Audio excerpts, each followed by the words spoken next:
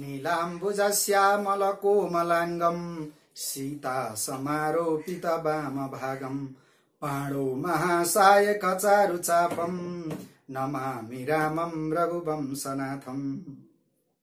सनातन संस्कार जागरण हेरेर बसिरहनु भएका सम्पूर्ण दर्शक महानुभावहरुमा म हार्दिक प्रणति समर्पण गर्दछु र आज हामी असार महिनाको 29 गते जसलाई भानु जयन्ती भनेर भनिन्छ, हाम्रा राष्ट्रिय विभूति आदि कवि भानुभक्तका बारेमा म केही प्रकाश पार्न खोजिरहेको छु।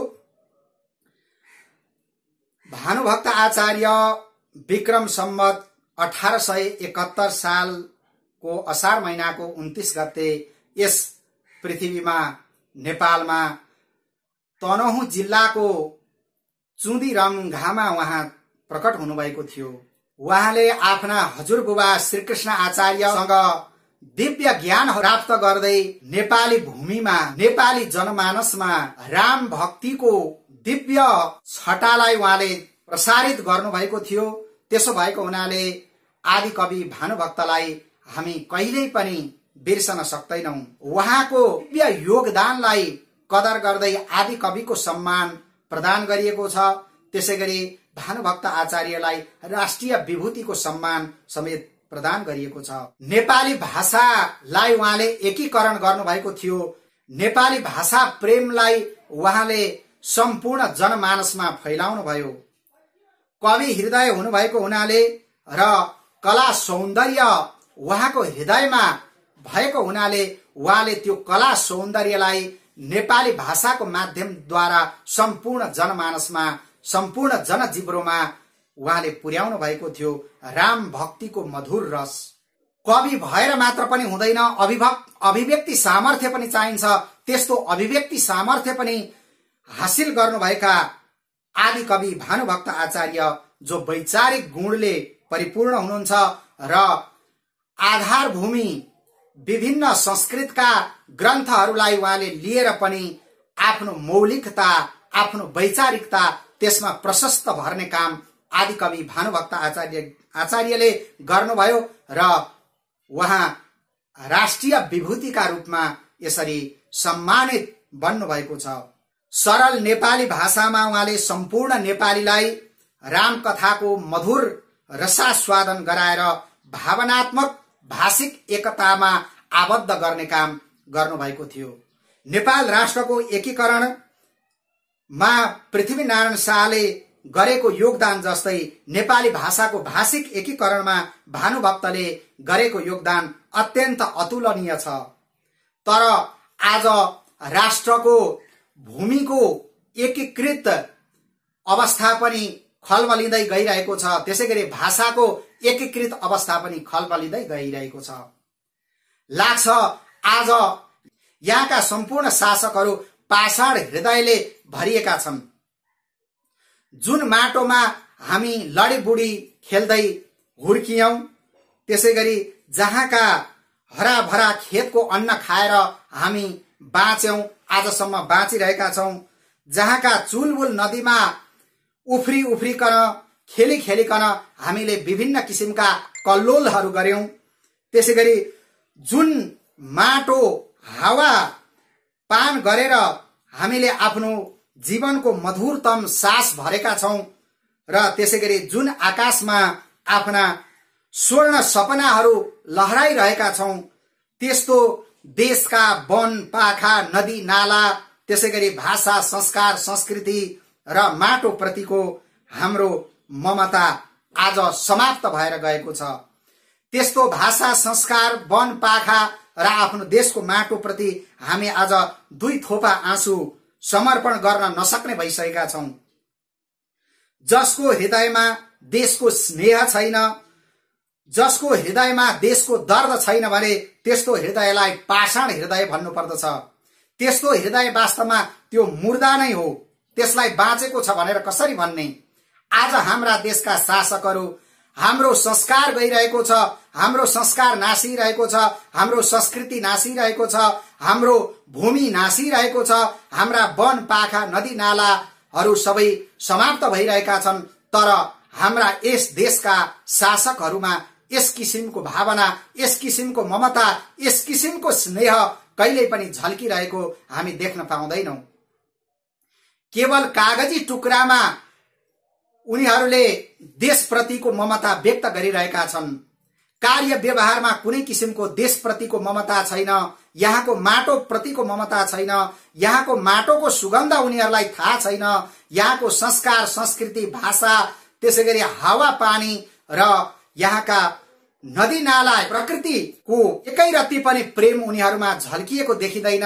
त्यसले गर्दाखेरि आज हामीले पृथ्वीनारायण शाह जस्ता राष्ट्र एकीकरण गर्ने सपूत जन्माउनु परेको छ। राष्ट्रिय विभूति भानुभक्त जस्ता भाषिक एकीकरण गर्न सक्ने सपूत जन्माउनु परेको छ। वास्तवमा सम्पूर्ण जनताका लागि प्यारो देश नै जीवन सर्वस्व हो।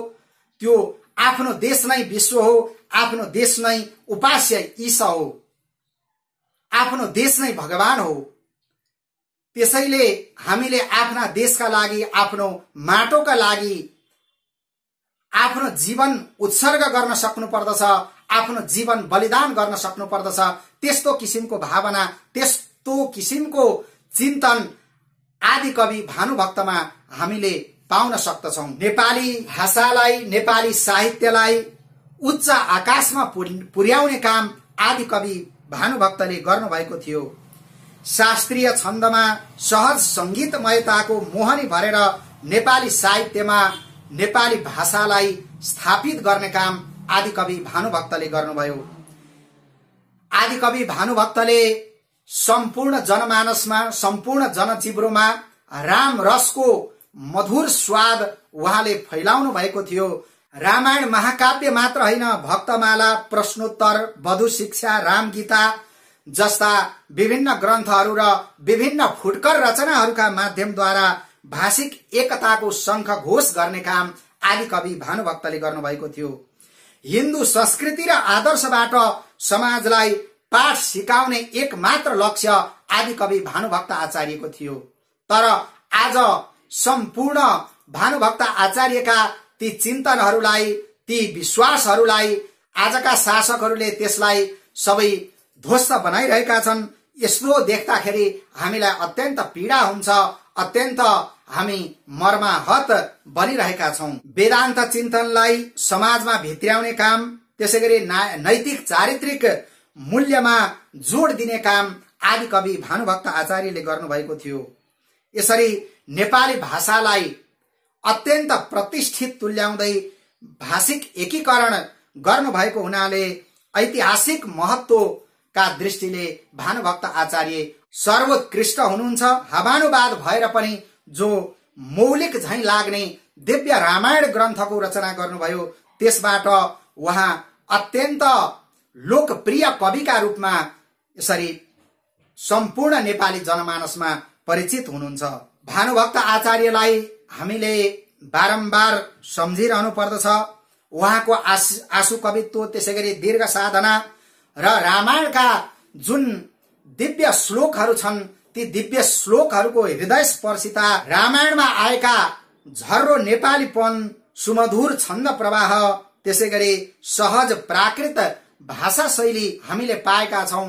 त्यसबाट भानुभक्तलाई हामीहरूले कहिल्यै पनि आफ्नो हृदयबाट टाढा राख्न सक्ने छैनौं, आफ्नो हृदयबाट उहाँलाई टाढा बनाउन सक्ने छैनौं। एक दिन नारद सत्य लोक पुगी गया, लोकको गरौं हित भने, ब्रह्मा ताही थिया पर्या चरणमा, खुसी गराया पनि। क्या सोध्छौ तिमी सोध भन्छु म भनी, मर्जी भए थियो जसै, ब्रह्माको करुणा बुझेर ऋषिले बिन्ती गरायो तसै। यसरी नेपाली भाषामा पनि राम कथाको प्रारम्भ गर्दै आदिकवि भानुभक्त आचार्यले सम्पूर्ण नेपाली जनमानसमा राम कथाको मधुर स्वाद भरिदिनु भएको थियो। प्रभुकै इच्छा हो न तर कसरी कै पनि, बनै जाउन् भन्थिन् प्रभु कनरती तुल्य नगनी। कुरो यस्तो जानी नगर तिमी यो आग्रह यहाँ, भूमिको भार टारी कन पछि त जान्छन् प्रभु कहाँ। गुरु वशिष्ठ भरतजीलाई सम्झाउँदै भन्नुहुन्छ, भगवान रामचन्द्रको इच्छाले नै रामचन्द्रलाई वनवास जाऊ भनेर कैकेयीले यस्तो किसिमको वचन प्रकट गर्नुभएको थियो र 14 वर्षको वनवास पूरा गरिसकेपछि अवश्य पनि भगवान रामचन्द्र फर्केर अयोध्यामा आउनुहुनेछ। त्यसो हुनाले हे भरत, तिमी यस्तो किसिमको जोड नगर भनेर गुरु वशिष्ठ भरतजीलाई सम्झाउनुहुन्छ। त्यसैगरी रामायणमा राम भक्तिको, भगवत तत्वको दिव्य चिन्तन गर्दै आदिकवि भानुभक्त आचार्यले बताउनु भएको छ, श्री रामको यति कथा जतिले त सुन्छन्, सब देवता ती सग खुपसित खुसी हुन्छन्, जो विघ्न हुन्ती पनि नष्ट भएर जान्छन्, सम्पूर्ण जन पनि तिनै कन आई मान्छन्। भगवान रामचन्द्रका दिव्य कथाहरू जसले सुन्दछन् ती सारा श्रवणकर्ताहरूसँग सम्पूर्ण देवताहरू पनि अत्यन्त प्रसन्न हुनुहुन्छ र त्यस्ता श्रवणकर्ता भक्तहरूका जे जस्ता विघ्नहरू हुन्छन् ती विघ्नहरू पनि नाश भएर जान्छन्, विघ्नहरूको पनि शान्ति हुन्छ र सम्पूर्ण जनमानसले त्यस्ता भक्तहरू, त्यस्ता राम कथाका श्रवणकर्ताहरूलाई दिव्य सम्मान गर्नुहुन्छ, उहाँहरूको आदर गर्नुहुन्छ भन्ने कुरा रामायणमा आदिकवि भानुभक्त आचार्यले उल्लेख गर्नुभएको छ। त्यसैगरी भगवत तत्वको चिन्तन गर्दै आदिकवि भानुभक्त आचार्य रामायणमा बताउनुहुन्छ, यही आत्मा कन चिन्न पर्छ गुरुका वेदका वचनले गरी, आत्मालाई चिन्यो भन्या बुझिलिनु त्यो मुक्त भो त्यस घरी, तस्मात् आत्मविचार गर्नु जनले यस रूपका हुन् भनी, अज्ञान नष्ट गराउना कन अबर छैनन् उपाय पनि। जसले आफ्नो आत्मालाई चिनेको छ, आफ्नो आत्मालाई चिन्न गुरुको वचनलाई, गुरुको आदरलाई, गुरुका चिन्तनलाई जसले स्वीकार गरेको छ, गुरुको शरणागति जसले स्वीकार गरेको छ, वेदको वचनलाई जसले मानेको छ, त्यसले नै आफ्नो आत्मालाई चिन्दछ, आत्मस्वरूपको साक्षात्कार गर्न सक्दछ। यसरी जसले आफ्नो आत्मविचार गरेको छ, आफ्नो आत्माको स्वरूपको साक्षात्कार गरेको छ भने अब उसका सम्पूर्ण अज्ञानहरू हटेर जान्छन् र उसले दिव्य स्वरूपको झलझलाकार दर्शन प्राप्त गर्न सक्दछ भनेर यस्तो किसिमको चिन्तन आदिकवि भानुभक्त आचार्यले गर्नुभएको छ। आत्मै मात्र छ सत्य यो सब जगत, झुटै छ झुटो पनि, डोरी सर्प बुझ्या सरी विबुझमा देखिन्छ साँचो भनी, जान्नु जानी इएन यो भनी भन्या मेरा चरणमा परी, सेवा गर्नु र जान्दछन् न तरता टर्दैन कस्तै गरी।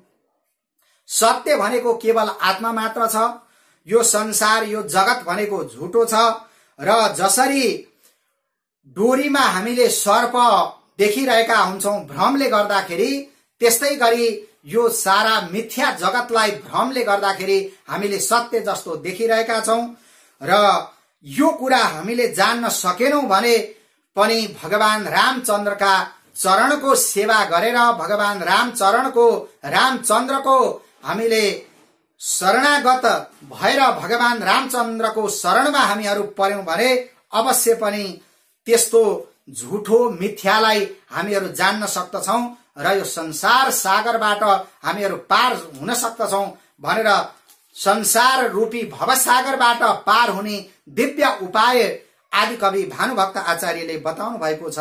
त्यसैगरी उहाँ रामायणमा बताउनुहुन्छ, वेदान्तै कन सुन्नु गर्नु खुसी भई, कीर्तन सदा नामको सज्जनले सतसंग गर्नु दिन दिन सोझो भई कामको, मेरो देह भन्या उन्या अति ठुलो छोड्नु अहंकार पनि, यो मन शुद्ध गराई बुझ्नु जति छन् सब धर्म मेरा पनि।